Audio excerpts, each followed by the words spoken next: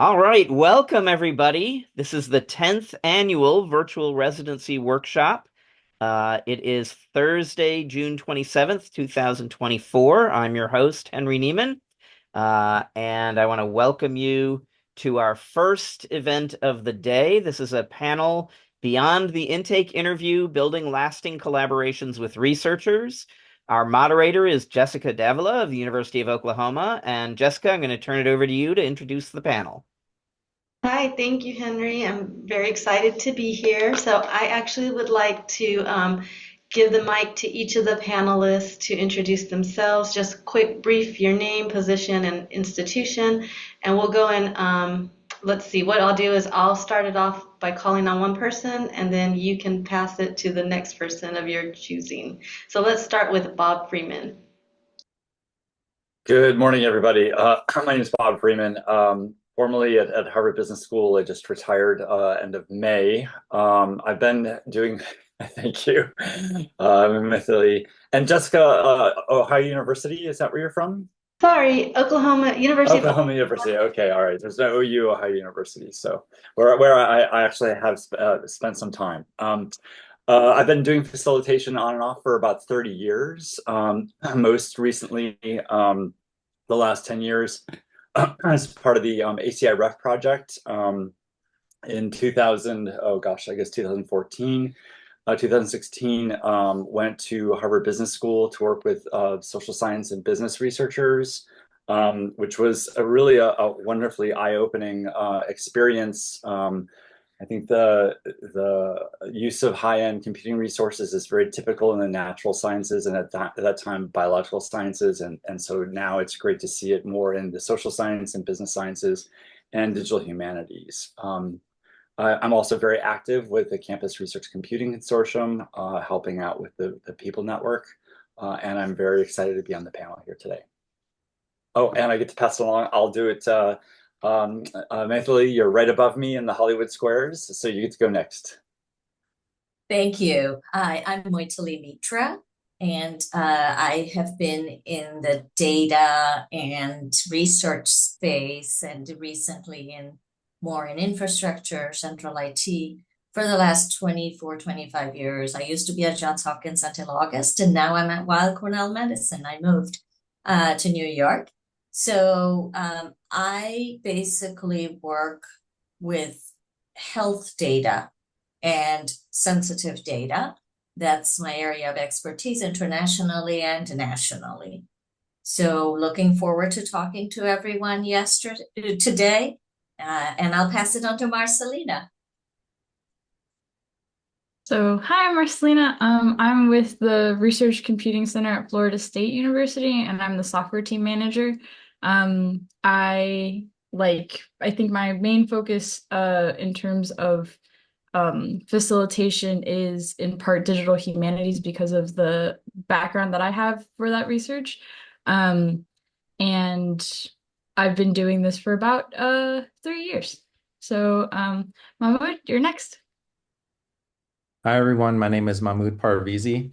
I'm a facilitator known as a research consultant at the Institute for Cyber-Enabled Research at Michigan State University. I've been there about 5 years. I'm a physicist by training. The research consultants at our institute, although we have specialties and I have collaborated with researchers on physics-based projects, we have a responsibility to facilitate research for the entire spectrum of the faculty at MSU.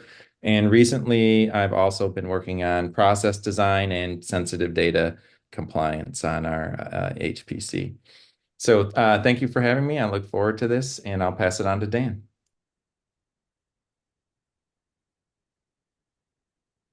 Dan, you're muted. You're muted. Yeah.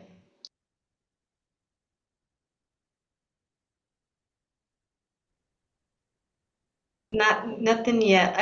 I think we might try. I've called it. I'm on. Can you hear me now?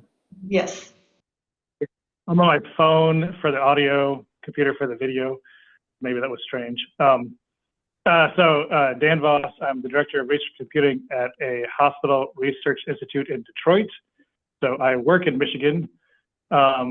Oddly, I'm sitting at Florida State right now. So hi, Marcel. Are you over in the main campus? I'm working remote today, but yeah. That's really funny. So I'm sitting at Florida State, and I'm trying to bring back Flat Henry, which started as a virtual residency back in I think 2017, and that's why there's a Flat Henry up above me. Yeah, so I also work in medical research, and I used to work at universities at Florida State, Kansas, and Miami. Great to have you all here. Thank you so much. So we're going to go ahead and kick off the first question. What I'm going to do is Actually, I'm sorry to interrupt. I'm Oh, wondering if I could introduce Jason, myself. yeah. I'm sorry. I know that I don't have a, you're not spotlighted. I apologize. I know. I'm sorry for that, everybody. But thank Last you. but not My name is Jason Sims, and I am the research computing manager at Swarthmore College. It's a small, highly selective liberal arts college, and I've been working in the academic IT space more on than off since 1992. It was my first job of any real consequence. It was at the University of Tennessee Department of Mathematics Computer Lab, which is kind of fun. And I've been doing more formal research facilitation full time since about the end of 2010. So I've been doing this for a while. Thank you. Thank you, Jason. I'm going to make sure that I have your name pinned to the top of my notes. I know. I'm sorry, everyone. That's okay. Tech happens. Tech issues happen. So the format that I am going to go with is I'll run through a series of 7 questions. I'll throw the question out there and open up the floor for anyone to grab the mic. And if it seems like the question is, not generating as much conversation, I'll look to the audience for any questions. And then we'll move on to the next one as we start to lose momentum around that question. Okay, so the first question I have is, what do you think are the top 3 components or aspects of developing a lasting research computing collaboration with a researcher or a research group? So who would like to take this first question? So 3 components of a developing or lasting research computing collaboration with a researcher or research group. And I'm thinking maybe those folks in the compute centers, anyone worked on any interesting projects recently or in the past where you felt like that was a really good collaboration and you still have an ongoing relationship with them?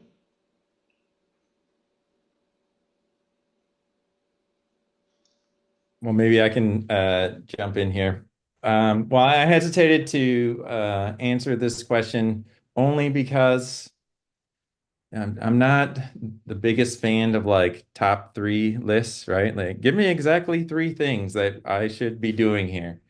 So first, I'll just preface it as I have spent a year or more like attached to a research group that had components at Michigan State University, but was international actually. It was an NSF project that was aimed at developing systems that would link all kinds of telescopes all over the world to each other. And that was a great project. I really enjoyed it. But one of the things that you'll find if you're new to this game is at our institute, especially those type of projects require that the project provide funding for our time, right? Because they're very intensive. And if you take on a project like that, you'll dedicate up to 50% of your time to that project. And then the university wants some reciprocity for your time, of course. So my time on the project only lasted as long as that funding was available for the component that I was working on. But I would say when I looked at this question, instead of like providing a list of 3 things, I think, there are definitely some general principles. And the most important principle is to start out any developing relationship, if you want it to last, with like clear management of expectations on both sides, right? So the expectations of the group of what your capabilities are, what you can provide, your time available, what regulations or requirements you are bound to follow. And then on their side, you know, them clearly stating what it is that they're expecting to gain. And in this way, you can head off some potential pitfalls. And if someone else wants to discuss those, that's fine. And you can also like identify synergies and aim yourself towards those synergies so that everyone gets the most bang for their buck out of the project. Uh, I can kind of, oh, unless Michael, do you want to jump No, in? Marcelina, please go ahead. Okay. So yeah, I think like in terms of top three components, I like could only come up with kind of like aspects of like different points of communication. And one of those was I do agree with the like making sure that there's a expectation set and scope set from the outset. And then also um like letting them know that like that's an ongoing communication, like this is a maybe like a working document of like, okay, so things can change but we both have to agree on both sides like if they can still be met. I would say for our digital humanities folks, we check in for teaching resources and support at the beginning of every semester, um, to see whether or not they still need something that they might have needed last year, in terms of teaching workshops.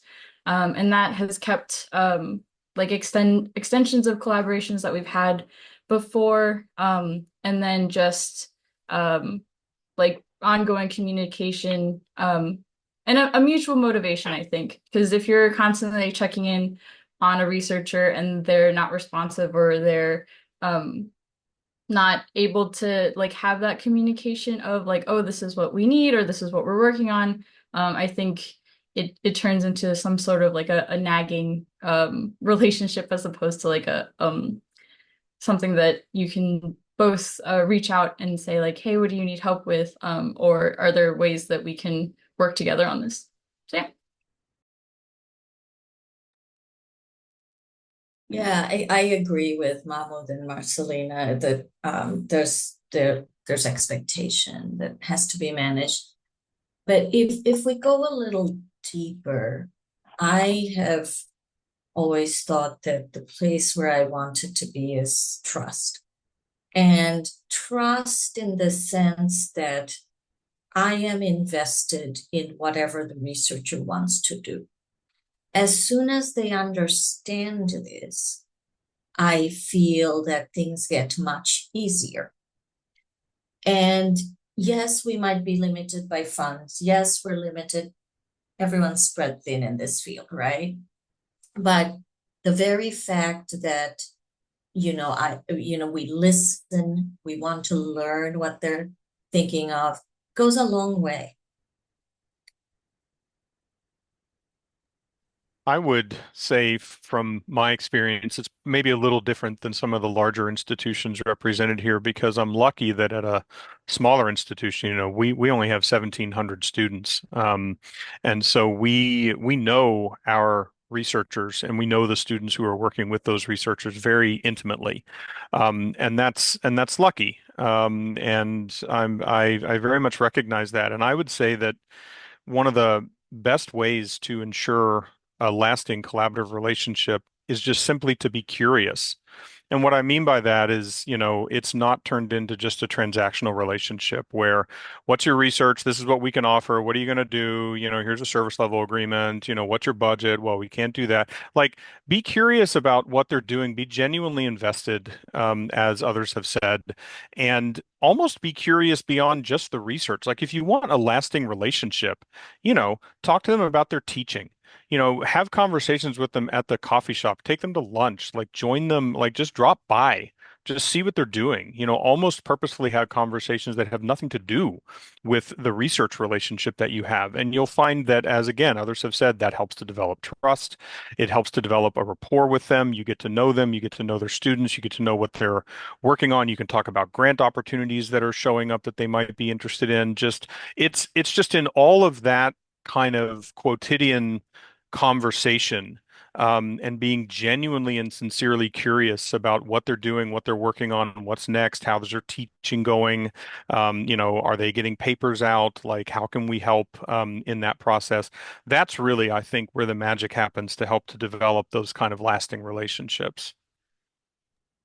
Yeah, I want to second that. I think thinking about what all the other panelists have said, I agree 100%. It's funny because I don't tend not to think about the money support and some of the more tactical things that some of the higher ups, those with a higher pay grade, worry about.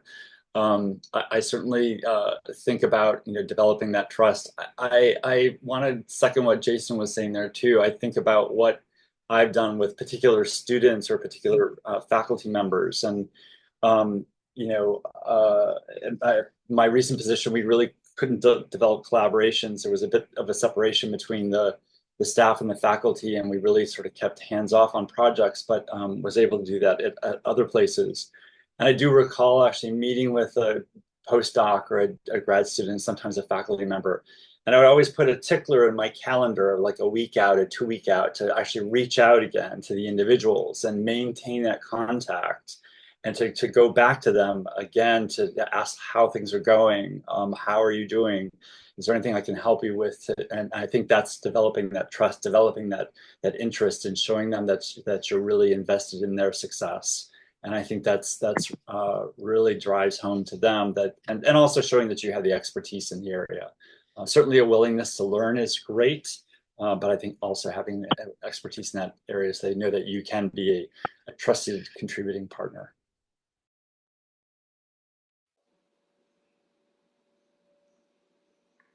I guess it's my turn. So it really depends on your role in your institution. Like Jason was saying, smaller institutions have a different perspective than large institutions where it is very transactional. Where's the money? Where's the thing? A couple of things I've learned from Henry and from this workshop that I've put into practice is like the lunch thing. You take them out. You go to them. You don't just make them come to you. Don't wait for them to come to you for opportunities. Go to their monthly research meeting. You go out to them. Make them feel like you want to be a part of what they do. That's the difference. And then things like if you're in a university or hospital research, right, they have to get grants, they have to write papers. I mean, if you are in a service organization where you're going to provide resources or people, offer to help read their grant for them, because you're going to have a piece of your facility statement or what you do in there. I mean, do things to help them get better with their things. And then you learn also more about what they do. So that's the thing. I do things that are outside of your job is something I wrote down. So don't be comfortable with what your main thing is. I just do support for funded projects. So no, go out and figure out other things, right? Be more invested in them. This is great. I love it. Some of the things I heard were build trust, communication, maintain contact, read their grant, so important. Be curious, primarily don't make it non-transactional, so important. And I love the idea of principles, Mahmoud. That was really nice to set clear expectations, manage expectations, identify the synergies. So hearing these things makes me wonder what experiences or observations led you to come up with these things. Experience has a lot to do with it. You build this over time and with different collaborations. Do you have any that come to mind that were some lessons learned to lead you to some of these things?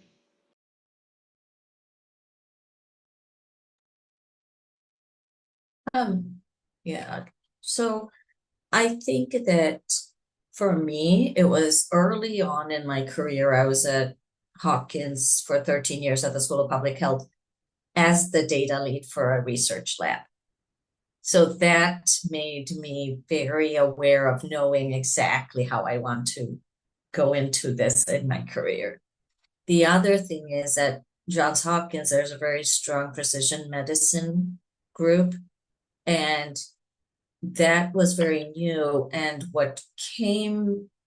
we all came to the realization was that these different groups have to work together. And it's going above and beyond my technical role to actually get this done because it was a problem that we had to solve. And so those experiences that working together, how better things worked, how faster things worked, the rapport building, the eating together during workshops, I think those really drove home the point for me. Thank you.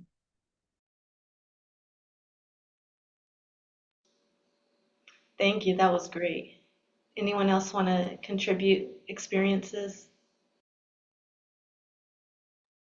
I'll certainly add mine. I think to my years at Faculty of Arts and Sciences Research Computing, and mostly sitting in office hours and allowing the students to drop in. And one of the things that I think was most special about that was some of the individuals who had very complex biological problems, and then on top of that, technical problems, and learning how to use the resources appropriately, especially for some of the computations that would take large amounts of compute to run, and partnering with that individual to go through all the steps to make sure that even the simplest calculation could make it through without failing, and just seeing the joy on their face, when the jobs ran and they got the results, and then helping them with that again and again and again. I think developing that partnership, that close bond, was really meaningful, which then developed into, over time, a nice collaboration. And I think it's that willingness to take the time to do that. I mean, there were other people waiting in the room, but it was really important that this person, while they had my attention, or I could devote the time to them, that they were the most important thing that needed to be to happen, and just to solve their problem and make them successful in their work. That to me was really magical.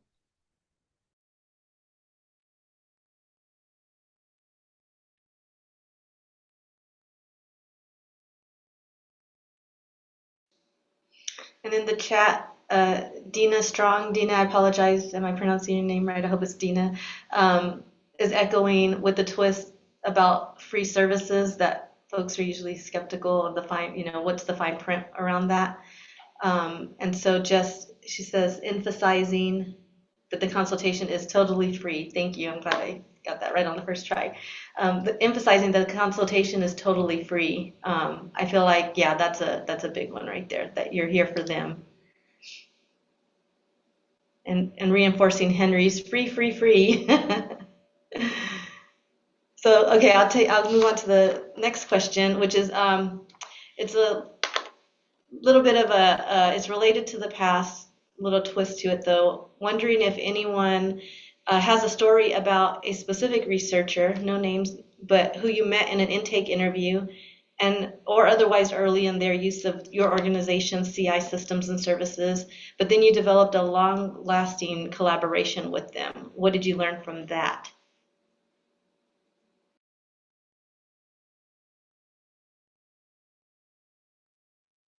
This happens all the time with me, because when I was at Lafayette College, um, I was involved in spinning up their first research computing ecosystem. And so I was able to work with a number of faculty kind of from the ground up as part of their needs assessments. And, as we were trying to figure out what's going to meet the needs of our research folks, and pedagogically, what do we want to be able to offer, and so on and so forth. So I had lots of conversations, and there's one faculty member in particular, who was likewise new. And I think that that was really key here because she came in, fresh with her PhD from a larger R1, and she had concerns coming to a small liberal arts college. Am I going to be able to carry on the research tempo and intensity that I had coming from the R1 that I'm used to here?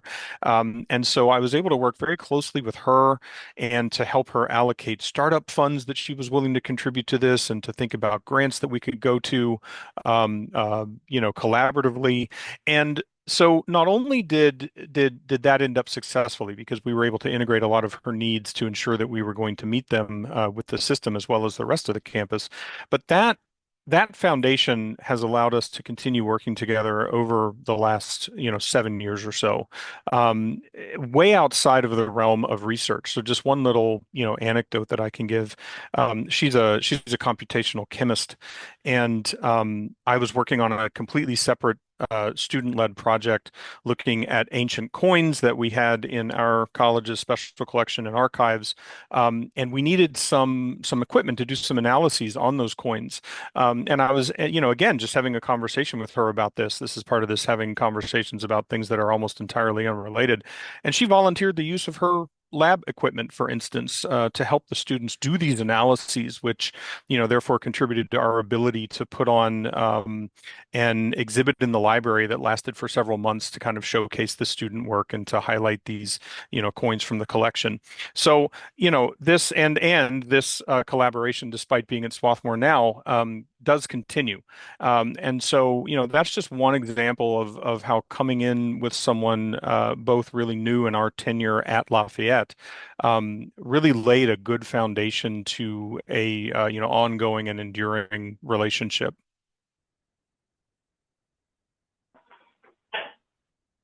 I'm gonna add on to that. The beginning is important, but what you should do also is make sure someone from your group, from your area, is involved in the interview process. Maybe not the interview process, but they can speak to you when they're at the university or at your institution interviewing to know what you could offer, what you do.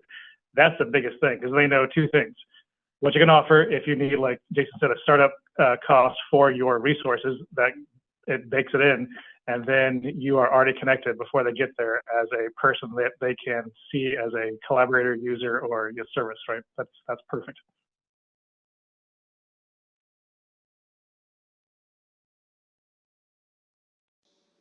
I like that. Yeah, the interview and marketing your center's services. That's awesome.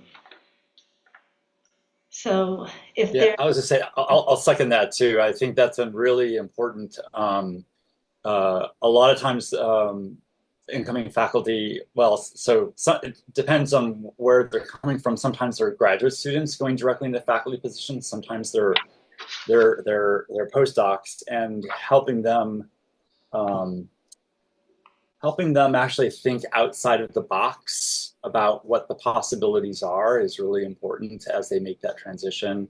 And so Dan's absolutely right. Getting there in the interview, telling them what resources they have, what they have available, what the reach is really important because they're not going to get that from some of the other folks in research administration.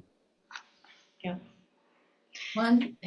I just want to add one more thing so when a few people, I've met and had very long lasting relationships with, and the most successful ones are when the person becomes your partner and you can do research work together. And part of it is also, I benefited greatly because I learned about so much of research. And at an institutional and at a world global level, how does it fit in? That person could teach us. And that knowledge can be transferable across fields. And when we wanted to do a new venture or try a new application or needed some stakeholder input from the research groups, these are the researchers that I went to. And I said, hey, we're trying to do this. How do you think we can get researcher buy-in into that and so we can succeed? So I thought that was very helpful always.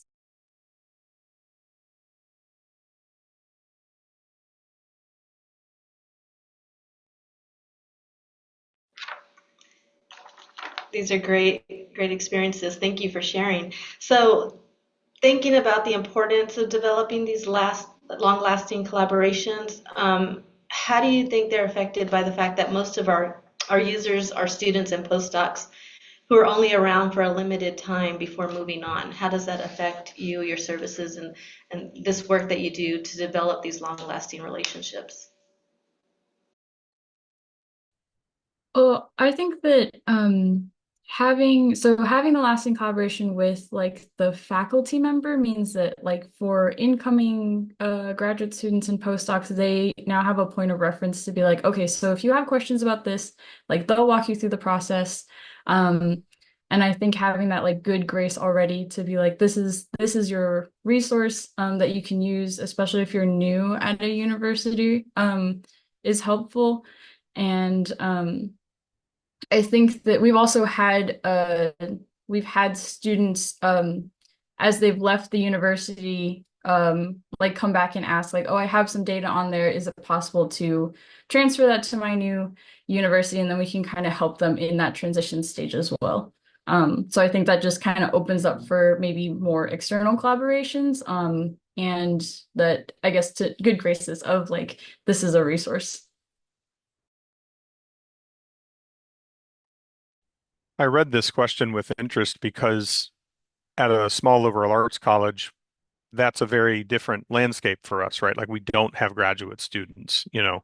We are able to have long enduring relationships, not just with the faculty we support, but since the undergraduates are the ones doing most of the research that, say, a graduate student would do, we can get to know them over the 3 or 4 years that they're active within those labs. And so what we can do is we can tailor a lot of the trainings, announcements, and whatnot to that group to encourage them to do those, summer internships, to go to the conferences and the student tracks, and we can sort of follow them into their graduate career and see that we've made a real impact there. We do have some postdocs, not as many, but that number does increase a little bit. So for us, the population, the researcher population, I think does tend to be a little bit more stable, which is really nice.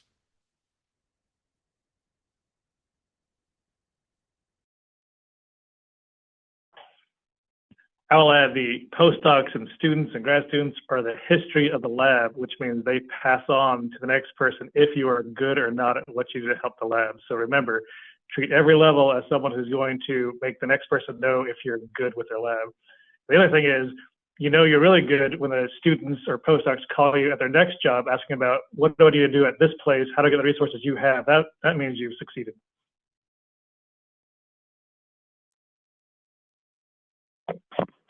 I see it as also, I see like labs and students as layers of info, it's layers of information. So the student is doing everything, but it's coming filtered from the faculty. And that processing and interacting at those different layers are very important. The way you interact with a student, the pace at which you work is very different because they have time. I work with a lot of physician researchers who have very little time, and the student or postdoc is doing a huge amount of work, and especially these really large universities. I do think, though, it is important for us as facilitators to know when to involve the faculty member and when not. Because you want to empower the student at the same time, the faculty has to know, especially this is very important in cloud computing, right? When bills are running up and down, I mean, there's that practical component to it, but there's also a training component to it. And you have to be very nuanced that when is this student part of the training that the faculty needs to intervene now? And so I've learned over the years that I always CC the faculty member or the PI. And I'll say, can I please have a one-on-one with you? Can you please attend this meeting? It's important. And I don't abuse them. So when I do say that, they attend. Or I'll say, can you please attend the first meeting, and I'll lay the expectations out. So if I'm saying no to the postdoc or student, then the PI knows why I'm doing so. To follow that, Maithili, for us, when we're doing like our initial scope document in terms of expectations, we have it co-signed by both the like director of RCC as well as the PI, so that if we're working with a student, a graduate student or a postdoc, we have it's already signed by everyone that these are the expectations. So it's a good practice. Yeah.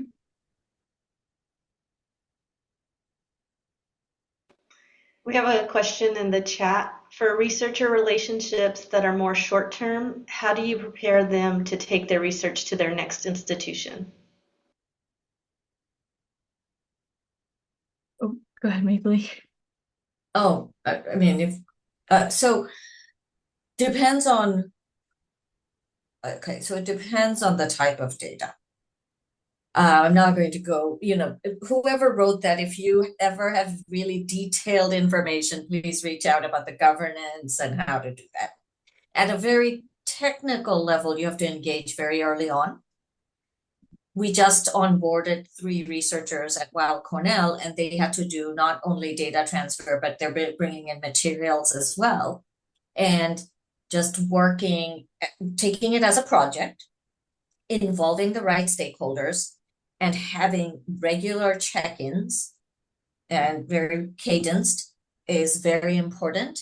And at the end of the day, though, you have to stand by the university or the institution where you are, right? So you have to balance that relationship.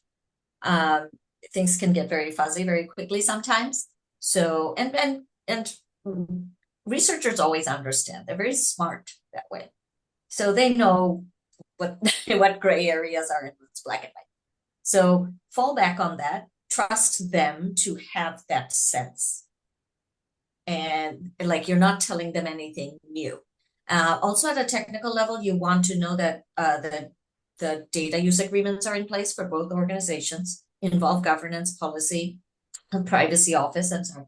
And then make sure that the data, I always think of it as 3 levels: data at rest, data in transit, and data where it's being used. Are all those 3 mentioned in the data use agreement? You want to be very clear. For some of the storage processes and projects, sometimes if you have deletions automatically set up in your cloud or your lifecycle policies, you need to make sure the group knows that. Do you keep a lot of the archive data while this person has moved? Do you delete it? Because if there was a project where the consent was that the data is going to be deleted and they deleted it from their new institution, then you would have to also delete it. So there are many layers of this. I guess the overarching message would be to stay in touch with them and to make it very clear what the governance is for the data. I hope that answered the question a little bit.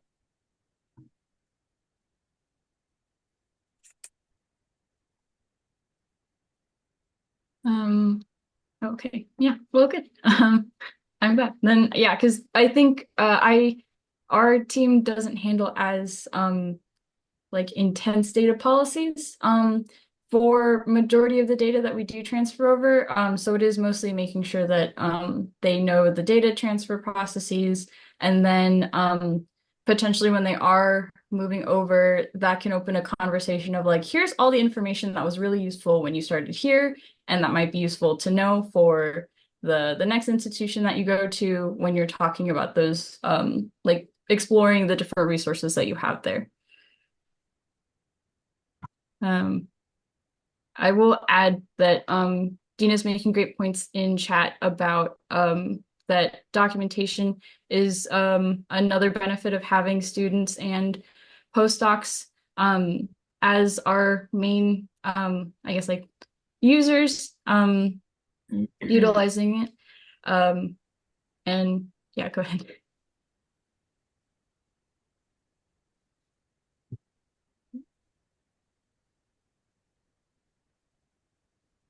can I talk a little bit about Yeah, that? go Would that ahead. be okay? Okay. Yeah, sorry. So, I used to be a documentation writer, like that was my full-time job. And once I changed what the primary focus of my role was, I discovered it was much, much faster to record the sessions we were building the things, like flash things on the screen when there are particularly interesting snippets. And then I would have the people who are using the system write it for themselves in their own language and train their own next generation people. So that cut the lag of me doing the documentation out of the process. We had the original video demo back there to work with. The team that I'm still working with, like every 6 months or so, a patch problem comes up and we look at that same video, we follow the same process. I don't remember, 6 to 8 months later exactly where to hide the nook, but that video does. And so that helps us all not have to reinvent the wheel each time. I'd like to say something too about the documentation. So,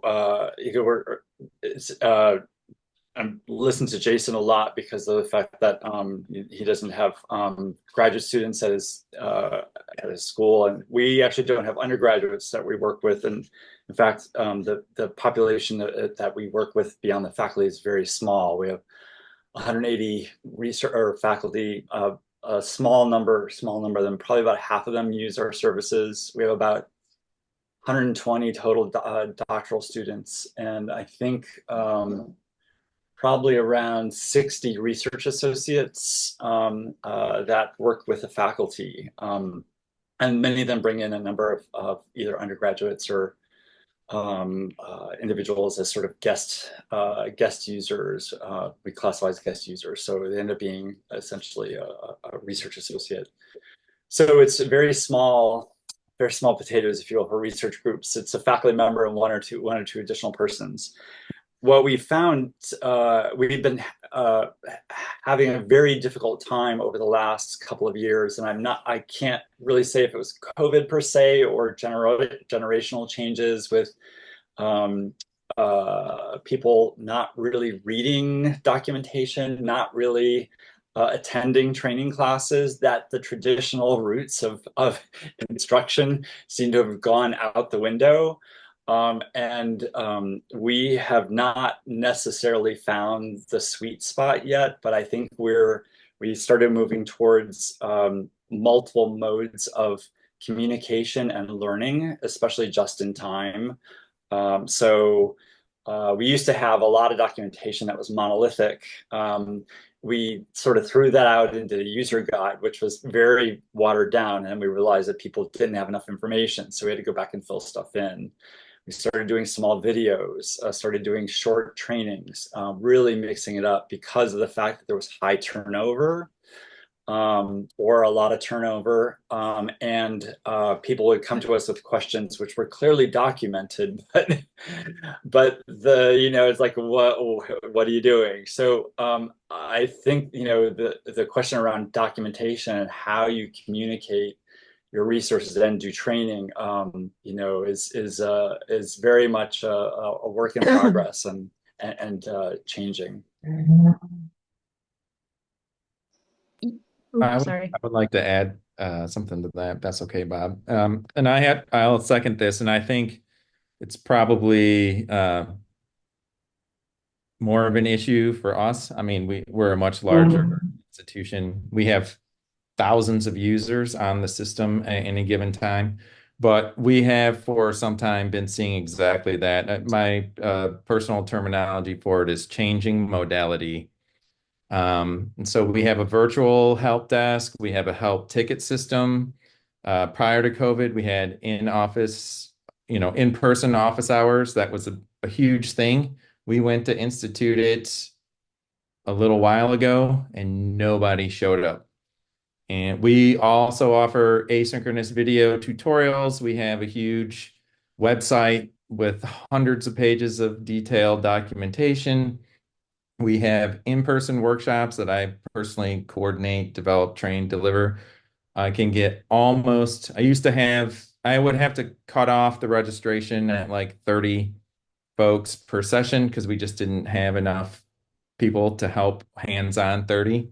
I will be lucky if 3 people will show up today out of a pool of thousands. And the The students and the postdocs especially have no interest in speaking with you.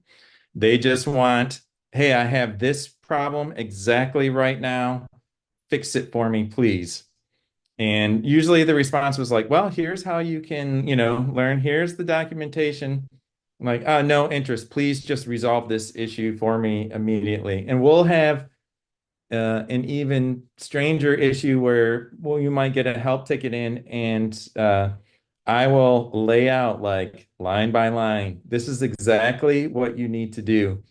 And I'll get a response faster than I should have if the student actually went through those instructions. And the response, it is clearly obvious that the student didn't even read the instructions that I provided, right? So like the pace and the expectation of the student, to have an issue resolved is a challenge that we're facing right now. Like, and I think it's also, it's like cultural and industry, right? There's with every other aspect of technology that these folks deal with, it's I get the chat bot and I get an answer right away, and they don't want to lose my business, so whatever it is taken care of.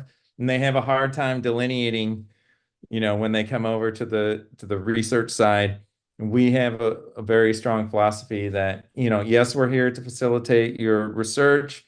We have synergistic practices with your research group, but one of the responsibilities that everyone has is to teach you critical thinking and how to learn how to solve. And, we provide all the resources to help you help yourself overcome this.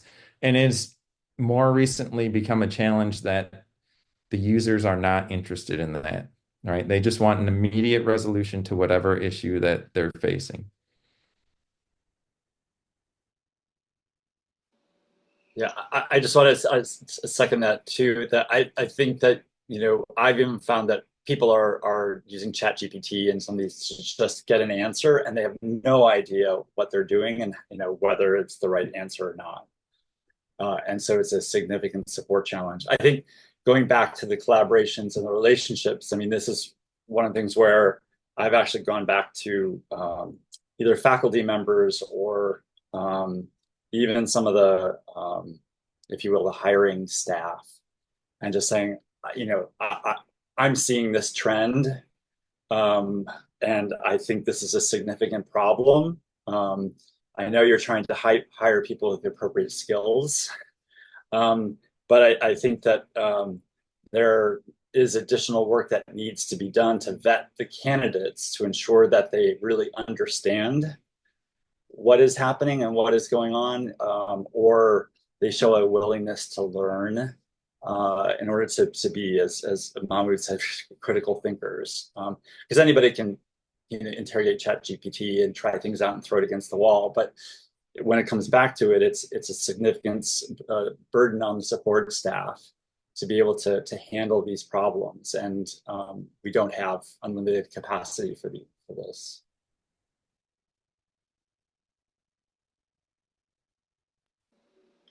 I see a question from Dina. Go ahead, Dina. Hi, I hear more than one person saying uh, students come in wanting X and we try to make them accept Y instead. Um, I have sort of a different philosophy there. My philosophy is I will make any connection I can. They've got me for an hour.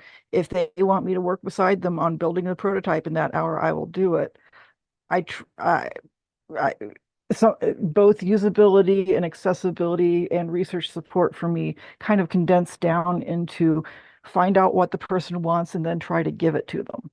And I know it doesn't scale, so I know I have privilege in being able to work like that. Do you have anybody on your team who has the leeway to be able to try to work like that with folks who aren't finding what they want in the traditional mechanisms? So I will say that I would have the leeway to do that given our size. That so at our scale that would work. I understand the appeal of that. I tend to take a slightly different track on that. I watch the amount that I do that because the second that I go too deep with that and I start helping them with code or I start, doing things like that, I now own that. Because if they don't fully understand what I'm doing, then they're not going to be able to maintain it themselves. And so then the call always comes back to me. Well, you helped me with this, so now can you help? You need to fix it. It's not doing what you made it do last week or whatever. So I'm very cautious with that. I absolutely do want to be as white glove as possible, but I do draw boundaries there. Now, one of the things that I do instead of saying, "What do you want?" and let me help you get there, what I always come to them with as a matter of first principles is saying, what are you trying to accomplish? Because if you just respond with yes, like if they say, I want you to set up this server or I want to do this Python module and I need your help to do this, if you just say sure, then you're not really necessarily taking the time to dive in with them and understand what is the end result that they want. And there may be an entire other solution set that might even be better that they're unaware of, that might be much more efficient for them. And so you can lead them down that different road. But it is a fine line between how much do you handhold, how much do you provide direct assistance, as opposed to maybe connecting them with communities where they can, do their own learning or whatever. But I'm also very understanding about what, Bob and Mahmoud and others have said, where they do often just want the answer. Like some of the feedback that I get from, I've had researchers look at me and say, "Don't tell me to read the documentation. Like, don't send me a link that says the answer's here. Like, just tell me what like I don't care if you've spent hours of your life documenting this. I need you to tell me what it is instead of pointing me there and having me go find it." So there are all these competing priorities, and sometimes it does get a little mucky, but I try not to get my hands too dirty with actually what they're trying to do.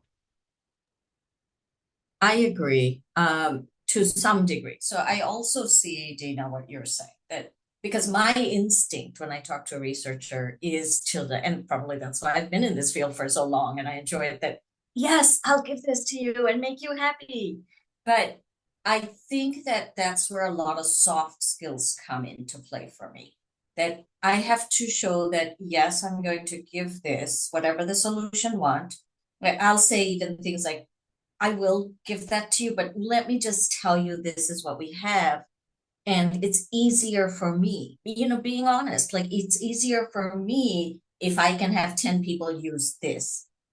And we don't have to, that's the thing. Bandwidth is a huge thing for us. It's like we don't have the bandwidth to support you through your journey. Now, that being said, eventually, though, the way we start thinking about this is that, do we offer platform as a service, software as a service? How do we do this, infrastructure as a service? Because if we see a lot of people coming and wanting to do SQL, etc., like, okay, we figure out, okay, we have to offer a platform that they can build whatever their R Studio, R Shiny app that they want to do. And that's what we give them. But it's a fine track, and it's respectfully, I think, guiding people, because sometimes we sit in ITS and there's a very stressful relationship often between researchers, faculty, and IT groups. And if someone comes in and we just say, no, no, no, this is what you actually need, that is not going to go over well. So it's a little bit of bringing in soft skills, a little bit of creativity, I think, to do that.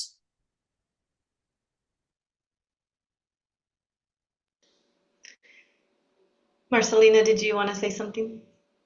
Well, I think so for us, I think one of the things that we've been playing with is like supporting pilot projects. So there's like, depending on the project, and depending on the complexity, there's like we can discuss it as a consultation and then provide whatever resources they need for free for up to a year, but then that's like the limit. And then after a year, they have to be able to fund it, or we can help them transfer their data and research onto a different platform that fits their needs and wants better.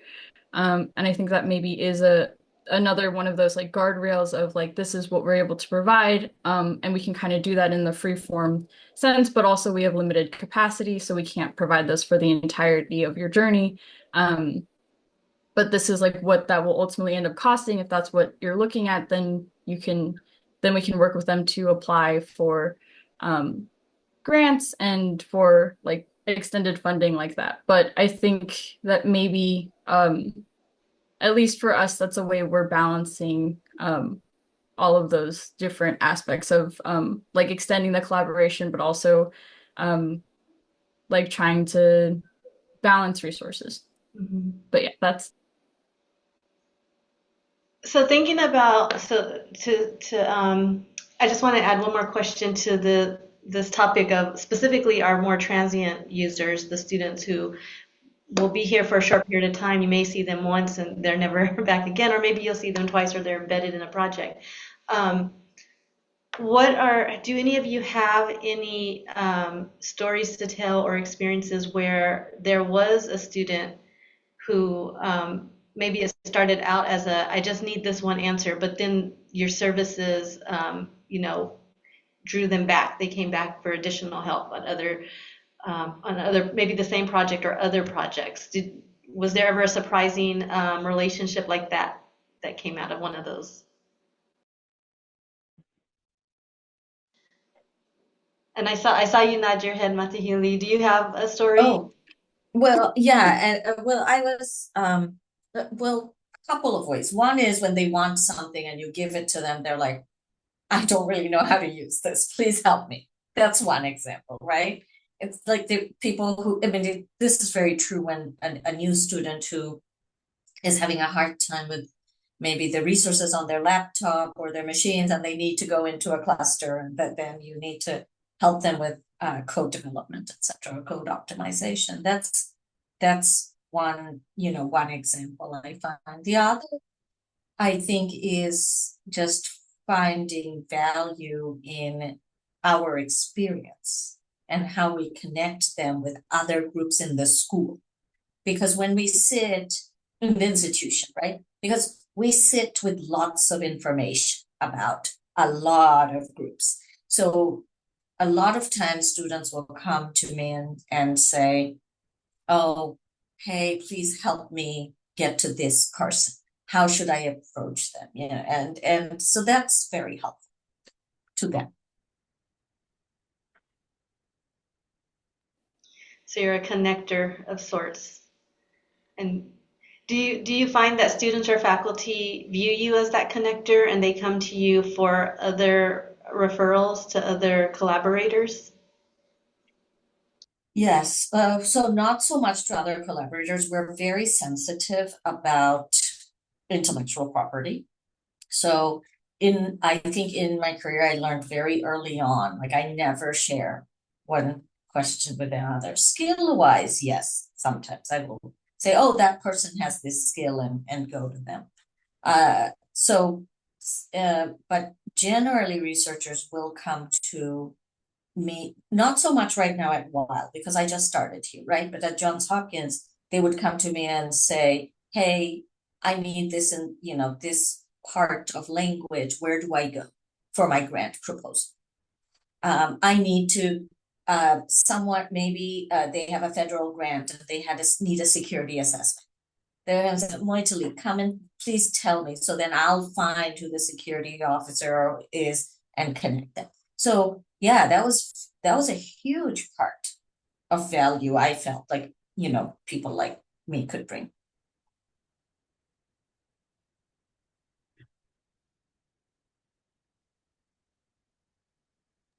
Can I add to that as well? Like, we definitely see that as and again, because of our side, that's a valuable service that we offer, and it's important, and it's has scaled to the point where we are developing tools to automate that right now. Like, we'll have central forms that the faculty will be directed to, and as soon as that form is submitted, multiple people in our institute, folks at governance, risk and compliance, IT security, IRB, any office of the college that's actually handling the proposal. Like all the appropriate people will be alerted automatically. And then if we need to talk face to face within each other before we interface with the researcher, then we can schedule that. So, and we're finding that's increasingly the case, meaning, with the new regulations on federal research projects, we're finding that almost all the new proposals like require some type of security assessment and some signature from someone either in CISO's office or IT security's office. So it's incumbent upon us to develop tools, automated tools that the researchers and the administrators can use to get that moved along more quickly.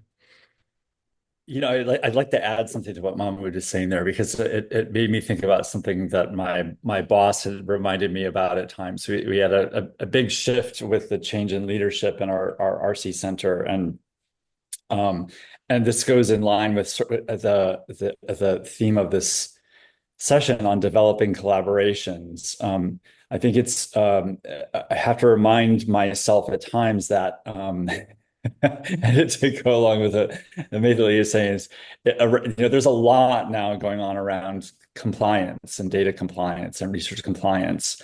And my boss reminds me at times, like, we're not the police.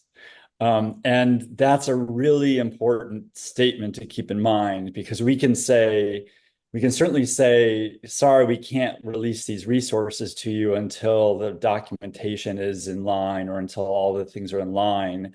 And we can also sort of, you can also sort of snitch. You can send a note to someone in compliance, say, hey, I don't think things are quite right. But the moment that you start appearing to be the one who is causing problems or getting people in trouble or blocking research, you're undermining your ability to build trust and partnerships. And so doing what one can to ensure that you're maintaining or keeping that channel open and alive, but saying, hey, I don't think we can do this yet because, according to the data policy, you still need to do X. Really sort of puts the onus off of you, the RC center, and actually puts the onus more on the compliance officers or some other party who's willing to take that on and be the bad cop. And so I just fully agree with Mahmoud, is pulling all the partners in, getting all the right people in together in the conversation. That way you can still appear to be the willing and cooperative partner as much as possible. Really helps, again, furthering the relationships and the collaborations. It also helps us collect data in that if we see these large scale NSF or NIH projects that have some new requirements and there's some question as to whether our resource is appropriate, we'll immediately go to our administrators and say, like, can you help us make our resource appropriate so we don't turn these folks away? Like that's the last thing we want to do is turn people down. And so we want tools where we can be alerted automatically, but once the alerts come, we can, start the process such that, like, okay, you have this requirement. How easy is that for us to do? Okay, that's something we could do next week. Let us work on it. Let us test it. And then as soon as we're ready, let's put that into your proposal and say, yeah, we're ready to host that. Thank you. Yeah, I think Go ahead. that's one thing. Yeah, I think that I have been thinking that with the new NIH policy, etc., not just the data retention, etc., that has gone into place, and with all the cybersecurity issues that are coming up, I think it's very important to go into new environments now with that in mind. Mhm. In an ideal world, for me, everything would be secure. It's overkill. We can't do that. But that's, I think, to always have that in mind when building systems. And technologies have come a long way to do that, to allow doing that. So we should, I think keeping up to date on those is very helpful. So we're reaching our final few minutes in the panel discussion. So in the spirit of helping our audience learn from our mistakes so that they can make exciting new mistakes instead of the same old mistakes, what's one of the dumbest mistakes you made in trying to develop a lasting collaboration with a researcher or a research group, and what did you learn from it?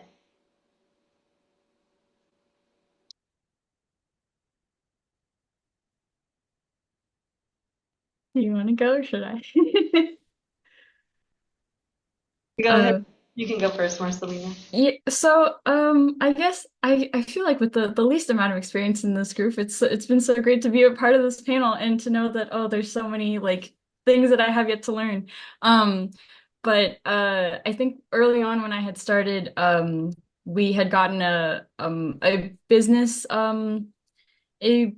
a business faculty that was interested in utilizing our systems, and it turns out that there was a lot that I had kind of overpromised and was very excited about to create this collaboration. And it turned into like just an unending to-do list of like, oh wait, what about this? Or like, oh, actually, I don't want anything that I've asked for before, and can we completely change and overhaul everything? And I've been working on it for a year or so. So the lesson that I learned from that and that we've started implementing here is it's going back to way beginning, the first question that we had talked about, where Mahmoud said, set the expectations ahead of time. We've started setting scopes and having people sign everything to say like, hey, these are the expectations. Everyone's agreed to it. And then we can change things, but it has to be documented. And just kind of like documenting those conversations as we've had like also turnover in the staff to like have like a follow-up on like this is everything for this particular project. If one of us is out on vacation, then like it's not we no longer have access to any of this information until they get back. So I guess like just wrapped up dumbest mistake and then also follow up of like lesson learned. Thank you. I will second. Jason, go ahead. I'm gonna second. Sorry, go ahead. I didn't have input on that specific, so. Yeah, Dan, you got it. I apologize. Oh, totally cool. I was going to second that overpromise and underdeliver, but not because of your mistake, but because this is in the chat too. Things like purchasing and legal and other things. You think it could be easily possible within a couple months to get something done for a research group, and it turns out no, they mean years because other people are awful at doing their jobs in a timely manner, and you have no control over that. So yes, the don't assume that what you can do and what's possible is actually possible. That's a hard one, especially there are universities and institutes who just love to drag things out for longer than they should ever take. And especially, I know we always have to work. Some of us work in IT, some of us don't, but IT is the giant on the hill that can make anything stop just because, and that's a hard thing. You have to have good relationships with them too to hopefully push things through, which is often something you can happen faster, but it is just the interesting process. Oh yeah. I'll Dan, you hit the nail right on the head there. I mean, I think it sounds like your RC center is in the research area and you partner with IT, if I'm taking that correctly. Same thing. I think I probably still to this day underestimate the amount of time it takes to get something done. Mostly because I'm thinking like, oh, they have nothing better to do than attend to, what we or the researchers need. And so I've taken to learn to biting my tongue is like, oh, it just takes, an hour, and just saying, it's not a lot of effort is an easier way to rephrase it, so that we can communicate how much time it would, but really leave it up to the individuals to figure out the time allocation. But yeah, Very much so. Big mistake, still making it. So, I will. I'm gonna specific example just you guys know how dumb I am. I once drew something on a whiteboard that says, "Take this, plug it in here. I can turn this on." And the CTO got so mad at me. He's like, "We got to get a project manager in here. We got to do design." I'm like, "No, just plug it in. That's all I just need to plug it in." And I drew it a cartoon. So cartoons are bad. Like this one's good, but other ones are bad. Just remember that. okay, we have 3 minutes till the session is over. Does anyone want to leave us with one of the smartest things you ever did when developing a lasting collaboration?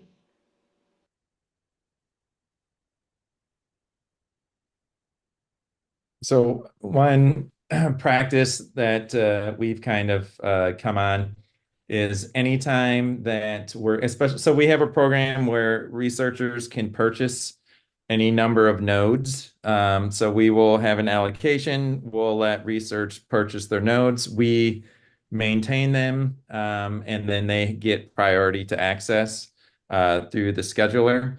And in the past, we would just, have them sign an agreement, purchase them, and tell them, okay, your stuff is ready to go. But we've learned as part of everything, the expectation management, the networking, the connections, the training of the students, is as soon as their buy-in gets hooked up and goes live, we schedule what we call the traveling roadshow. And we ask that we come to a group meeting with the PI, the faculty, and as many members of the group as possible and give like the onboarding to your new system. And it lets us like live and in person set all those expectations, identify all those synergies, take in all their questions, provide the baseline training, give them the orientation to the documentation, the asynchronous video. We can do that all at once.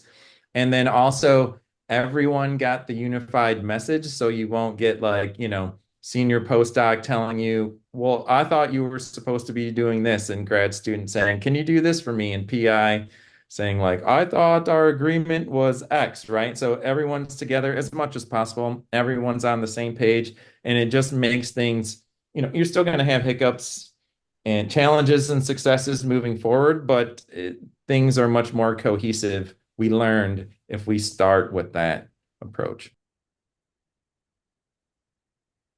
Very nice. Yeah. Yeah. With I convinced one of the directors at Johns Hopkins Central IT to start a research IT unit. It took a year, but they started it. I left shortly after because I had to physically move to New York. But I'm very proud that, it's one of the highlights of my career and it's very helpful. It's taken off, so. Research IT, that is something to be proud of. Thank you. Well, we are at time. Thank you so much. I really appreciated all of your thoughtful responses and for your sharing, even your most being vulnerable and sharing your mistakes. So thank you so much. And Henry, do you have any closing words for us? Yeah, first, I want to thank this amazing panel, and let's give them a big round of virtual applause. And I want to give a quick program note for our upcoming session. So coming up at quarter till, we have Cyber Ambassadors, and it's kind of a double session, Leading the Change, Equity and Inclusion, Leading with Principles, Ethics, and those are mushed together into one 75-minute time slot, again, starting at quarter till. So we've got about 28 and a half minutes before this next session starts. So thank you very much, panel. And we'll look forward to seeing y'all. We'll leave the session live. I'll shut off recording, of course, but we'll leave the Zoom session live. Hang out, go refresh your beverage, take a bio break, whatever you need to do. And we'll see you in about 28 minutes.